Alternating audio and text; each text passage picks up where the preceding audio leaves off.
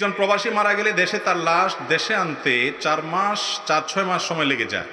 এই সময়টা লাশ ফ্রিজে রাখা থাকে। প্রশ্ন হলো, মৃত্যুর পর যে হিসাব নিকাশ তখন থেকেই কি শুরু হবে নাকি কবর দেওয়ার পর থেকে হবে? দেখেন, আলমে বারজাখ, মানুষের জীবন, দুনিয়ার জীবনটা হলো দুনিয়ার জগৎ। এরপরে মৃত্যুর পরে কিয়ামত যখন শুরু হবে, বিচার শুরু হবে, সেটা হলো আখিরাতের জগৎ। আর আখিরাতের জগতের একটা পার্ট হলো কিয়ামত এবং মানুষের মৃত্যু। এই দুইটার মধ্যবর্তী সময়ে মানুষ যেখানে থাকে, এটা হলো বারজাখের জগৎ।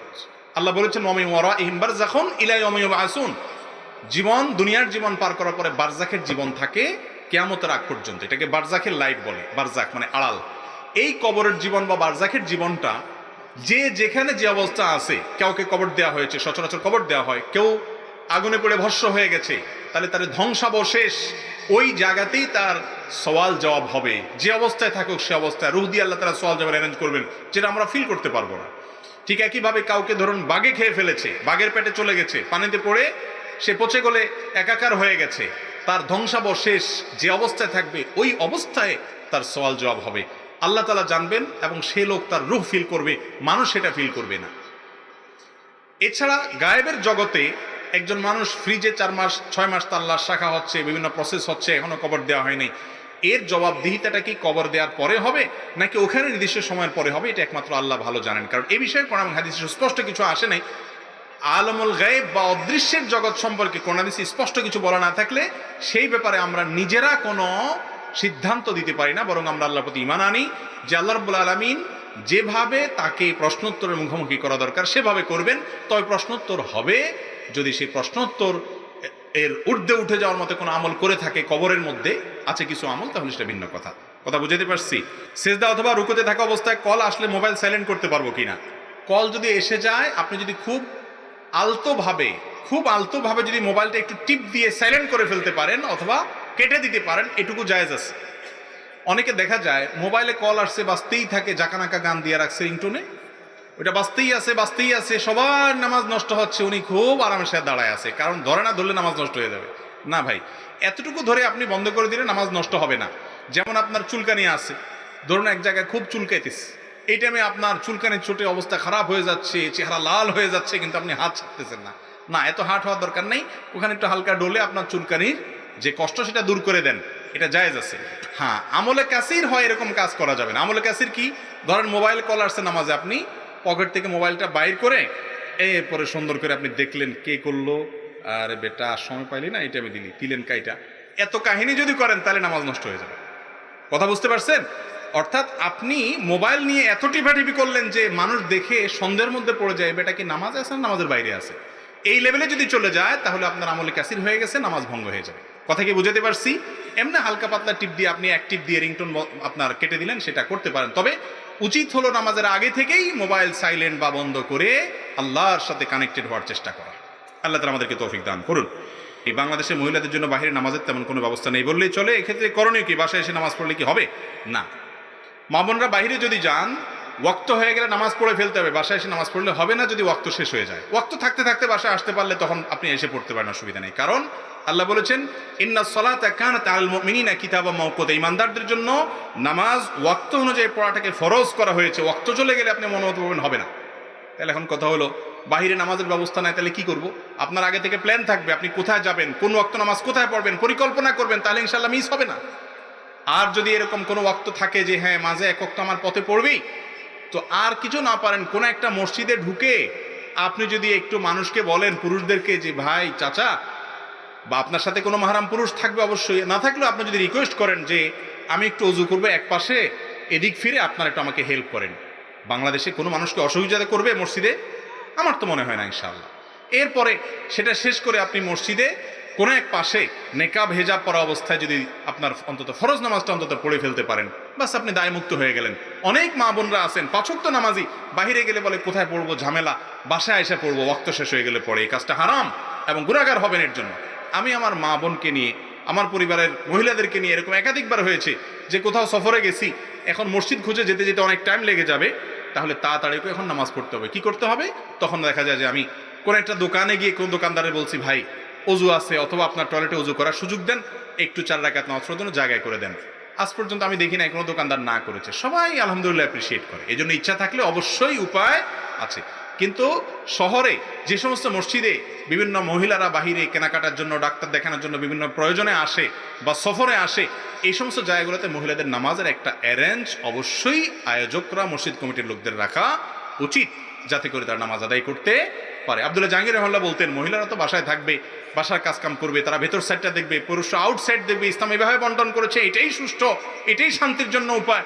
কিন্তু মহিলারা যেভাবে হোক বাইর হয়ে গেছে, এখন যখন বাইর হয়ে গেছে আমরা যদি বলি না নামাজ পড়তে পারবে না, মসজিদে আসতে পারবে না, তো বেনামাজি থাকবে। বেচারা হুজুর তার বউ নিয়ে গেছে বাইরে কোনো কাজে, তো বউ বাইরে দাঁড়ায় থাকবে, তার কোনো সিকিউরিটি থাকবে না, আর পুরুষ গ্রুপে মসজিদে নামাজের জন্য। এটা হতে পারে না। এই জন্য দায়িত্বশীলরা সে সমস্ত মসজিদগুলোতে মহিলাদের জন্য নামাজের ব্যবস্থা অবশ্যই রাখা উচিত এবং কর্তব্য। এরপরের প্রশ্ন, আমরা জানি গালি দেওয়া গুনাহের কাজ, অথচ ফেসবুকে অনেক দাড়ি টুপিওয়ালা হুজুর মানুষকেও দেখা যায় ভিন্ন মতের মানুষদেরকে গালাগালি করেন। এটা কি আসলে ইসলামে জায়েজ আছে? খুব দরকারি এবং প্রয়োজনীয় একটি প্রশ্ন ভাই। এই প্রশ্নটা আমাদের গায়ে আসছে কিছুটা, তারপর উত্তর দিতে হবে। প্রথম কথা হলো যে আমাদের নবী করিম সাল্লাল্লাহু আলাইহি সাল্লাম বলেছেন, আমাকে আল্লাহ তাআলা অভিশাপকারী গালিবাজ করে দুনিয়াতে পাঠান নাই, আমি রহমত নিয়ে দুনিয়াতে এসেছি, মানুষকে গালি দিতে নয়। নবী করিম সাল্লাল্লাহু আলাইহি সাল্লাম আরো বলেছেন, বুখারী মুসলিম এক জায়গায় বর্ণনা করেছে, সিবাবুল মুমিনি ফুসুক, কোন ইমানদারকে গালি দেওয়া, কটু কথা বলা, নোংরা কথা বলা, এটা গুনাহের কথা। নবী আলাইহিস সালাম আরো বলেছেন, লাইসাল মুমিনু বিত্তাআন ওয়ালাল লাআন ওয়ালাল ফাহিশ ওয়ালাল বাদি, ইমানদার কখনো গালিবাজ হতে পারে না, ইমানদার কখনো বচ্ছনাকারী হতে পারে না, ইমানদার কখনো অশ্লীল উক্তিকারী হতে পারে না, ইমানদার কখনো নিচু এবং ছোট মানুষের পরিচয়ক হয় এমন কোনো কথা বা কাজ করতে পারে।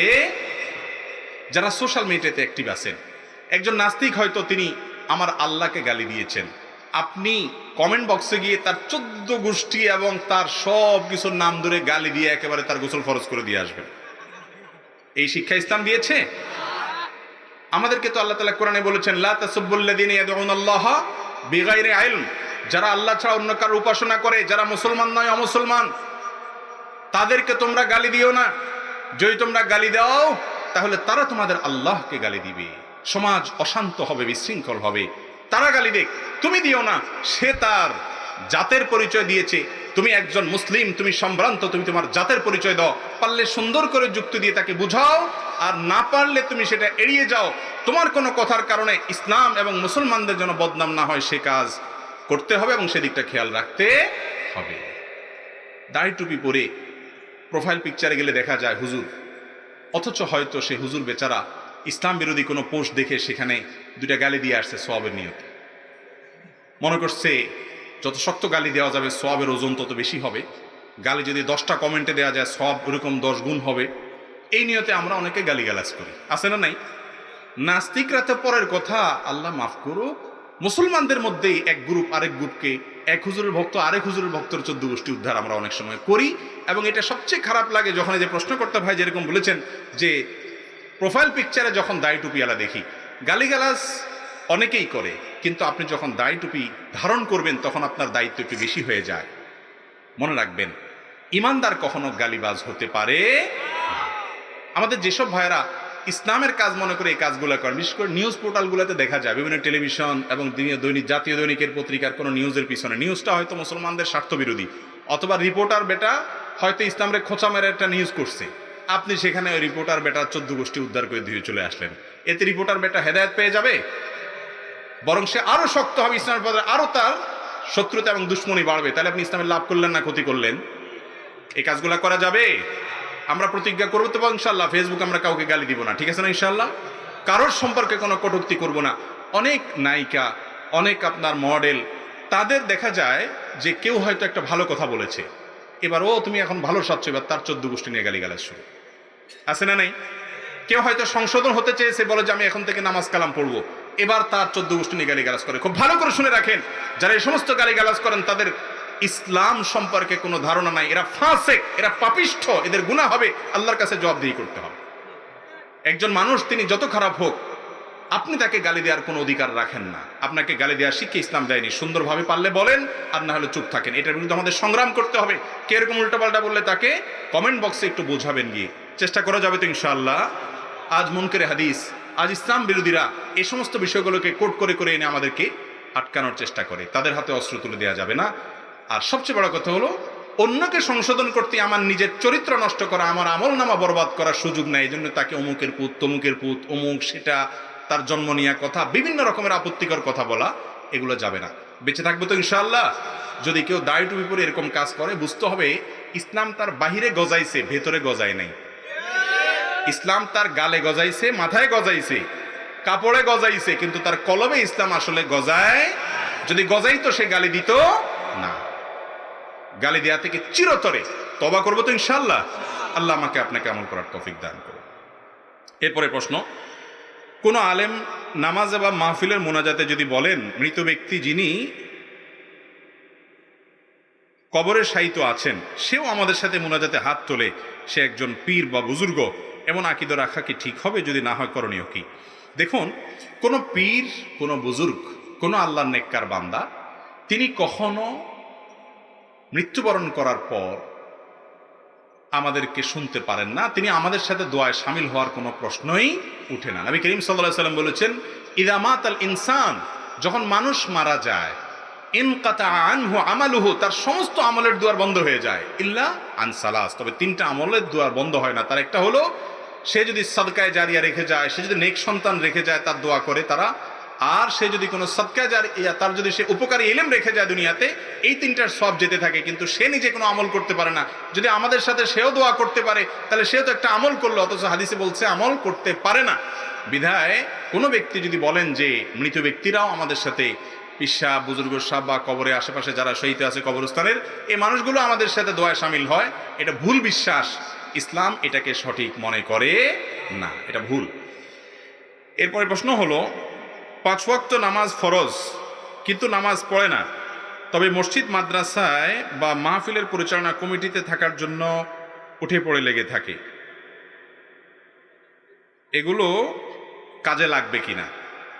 ভাই, প্রশ্ন যিনি করেছেন তিনি হয়তো এই নিয়তে প্রশ্নটা করেছেন, যারা মসজিদ, মাদ্রাসা বা মাহফিল কমিটিতে থাকার জন্য উঠে পড়ে লাগে, এই বেচারারা হয়তো এই জন্য উঠে পড়ে লাগে যে তারা মনে করে যে হায়রে আমল কালাম তো কিছু করতে পারলাম না, তো এক কাজ করি, মাহফিলের কমিটিতে থেকে একটু আখিরাত পার পাবো, এই জন্য তারা থাকতে চায়। আমার তো মনে হয় না।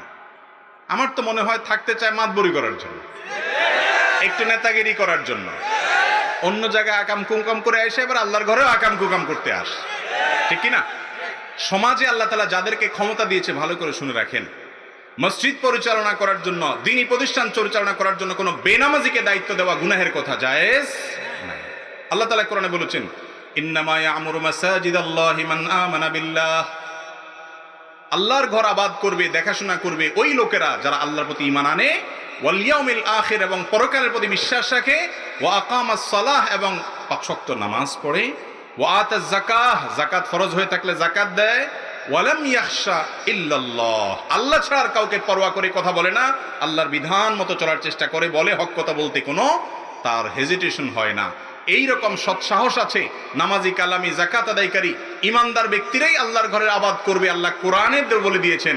অতএব যারা মসজিদ কমিটিতে, মাদ্রাসা কমিটিতে, মাহফিল কমিটিতে ঢোকার জন্য লবিং করার চেষ্টা করেন, নিজে নামাজ কালাম পড়েন না, ক্ষমতা থাকলে যাদের দায়িত্বশীল আছেন, নেতৃবৃন্দ আছেন, তাদের কর্তব্য হলো এই সব লোকগুলোকে অন্য জায়গাতে অ্যাক্সেস দেন না দেন আপনি আপনারটা বুঝে বেড়ান, কিন্তু আল্লাহর ঘরে তাদেরকে অ্যাক্সেস দিয়ে আলেম ওলামাদেরকে ছোট করা, সংকীর্ণ করা, সত্য কথা বলতে বাধা দেওয়া এবং আল্লাহর ঘরকে নষ্ট করার জন্য যেন আপনারা দায়ী না হন, সেই চেষ্টা থাকতে হবে ইনশাআল্লাহ। কথা কি বুঝাতে পারছি? তো যে ভাইরা এগুলা করেন, আপনারা মনে করতেছেন যে তারা হয়তো আপনার সওয়াব পাওয়ার জন্য আশা করেন। না, সওয়াব পাওয়ার জন্য করে বলে আমার মনে হয় না। বাকি সুধারণা করলে করতে পারেন আপনারা, কেউ কেউ করতেও পারে, কিন্তু বেশিরভাগ লোক, আমার যেটা ধারণা সেটা হলো তারা এগুলা করে থাকে কিসের জন্য? সর্দারি, মাতবরি করার জন্য। আর জায়গা পায় না, আল্লাহর ঘরে এসে মাতবরি করতে আসে। আল্লাহ তাআলা আমাদেরকে হেদায়েত দান করুন। মসজিদ কমিটির লোকেরাও পয়সা ছাড়া আর কিচ্ছু চিনে না। রুচিশীল মসজিদ কমিটি বা সমাজের মান্যগণ্য মানুষ সমাজে খুব কম। আরে ভাই, আল্লাহর ঘর যারা আবাদ করবে, দেখাশোনা করবে, এই লোকগুলো পয়সাওয়ালা না হোক, সৎ মানুষ হোক, সেটা দেখবেন। তাতে মসজিদের উপার্জন একটু কম হোক, অসুবিধা নেই। বিল্ডিং এর টাইলস দরকার নাই, শুধু রং মেরে দেন। আপনার মসজিদটা বাহ্যিক গেট আপ সেট আপ একটু কম হোক, কিন্তু কিছু ভালো মানুষ থাকুক, তাহলে ইনশাল্লাহ এই মসজিদ থেকে মানুষের হেদায়েত হবে। আর এর বিপরীতে যদি আপনি চাকচিক্য বাড়ান আর একেবারে স্বর্ণ দিয়া মসজিদ বানায় রাখেন, কিন্তু মুসল্লি কমিটি সব উল্টা পাল্টা, তাহলে এই মসজিদের কোনো অর্থ হয় না। আল্লাহ তাআলা আমাদেরকে বুঝার তৌফিক দান করুন।